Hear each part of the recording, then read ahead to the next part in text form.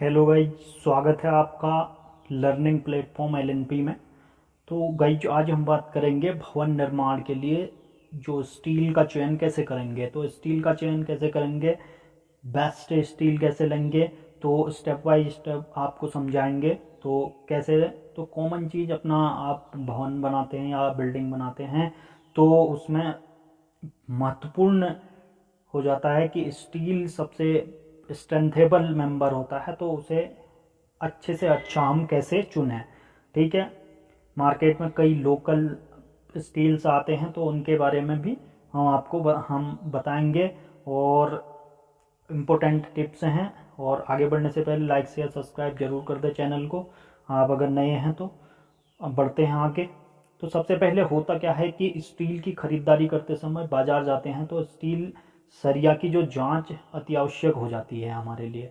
तो स्टील की जांच हम निम्न तरीके से करेंगे, हम स्टेप बाय स्टेप लेंगे इसमें। सबसे पहले हमारा आता है कि स्टील जो है सरिया का जो है मतलब स्टील का जो व्यास डायामीटर हो उसे चेक करते हैं सबसे पहले स्टेप में जाके। तो उसमें देखते हैं कि 8 mm, ये 8 mm का है, 10 mm, 12 mm, 16 mm। ये किससे करेंगे, वहाँ एक गेज होता है तो गेज से चेक करवाते हैं।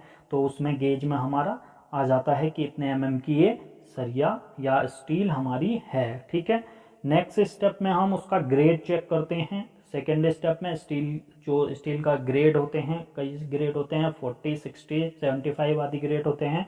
तो ग्रेड ऑफ स्टील चेक करते हैं नेक्स्ट स्टेप में। देन उसके बाद हम करते हैं स्टील के जो है वेट ऑफ स्टील।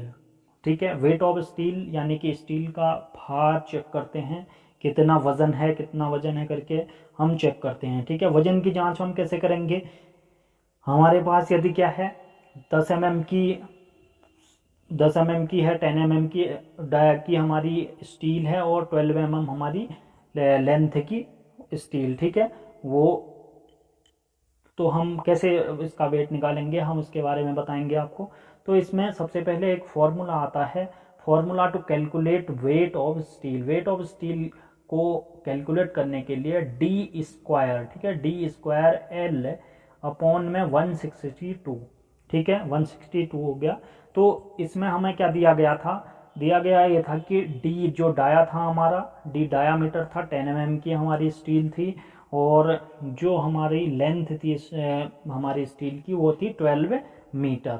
ठीक है, तो सो हम वेट ऑफ स्टील क्या निकालेंगे, वेट ऑफ स्टील में निकालेंगे हम 10 इंटू 10, यानी कि डाया का स्क्वायर डी स्क्वायर हो गया, 10 इंटू 10 इंटू 12 लेंथ होगी। ठीक है, इंटू लेंथ होगी एल, तो अपॉन में 162 इसे हम कैलकुलेट करेंगे। तो 10 इंटू 10 100 इंटू 1200 हो गया, 1200 अपॉन 162 आ गया। तो ये हो गया वेट ऑफ स्टील यानी कि इक्वल टू 7.40 kg। ठीक है, हमारी एक सरिया की हमारी क्या आई, वेट आई। तो हम उसमें कम नहीं है, तोल के लाएंगे हम, तो मेजर करके लाएंगे।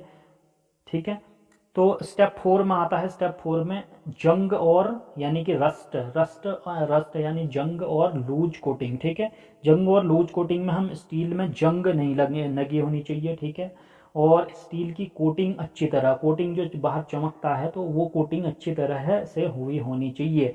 ठीक है, अगर वो कोटिंग निकल जाएगी, अगर लूज होगी वो कोटिंग निकलने वाली होगी तो हमारा जंग पकड़ जाएगी स्टील को। ठीक है, इसके बाद नेक्स्ट स्टेप है स्टेप 5, क्रैक की जांच कैसे करेंगे। क्रैक्स की जांच कैसे करेंगे स्टील में, यदि हम स्टील को 180 डिग्री में, ठीक है, 180 डिग्री में अगर हम मोड़ते हैं तो स्टील की जो ऊपरी सतह है, जो ऊपरी सरफेस होती है, टॉप सरफेस स्टील की मोड़ते समय, तो वो सफ़ेद होने लग जाती है, तो वो सफ़ेद नहीं होनी चाहिए। ठीक है, इसमें किसी भी प्रकार की दरार नहीं आनी चाहिए और दरार नहीं दिखनी चाहिए, जैसे क्रैक से नहीं दिखनी चाहिए 180 डिग्री में मोड़ने पर। ठीक है, क्योंकि इतना फ्लेक्सिबल होता है। ठीक है, स्टेप 6 में हमारा स्टील को जमीन पर कभी नहीं रखना चाहिए।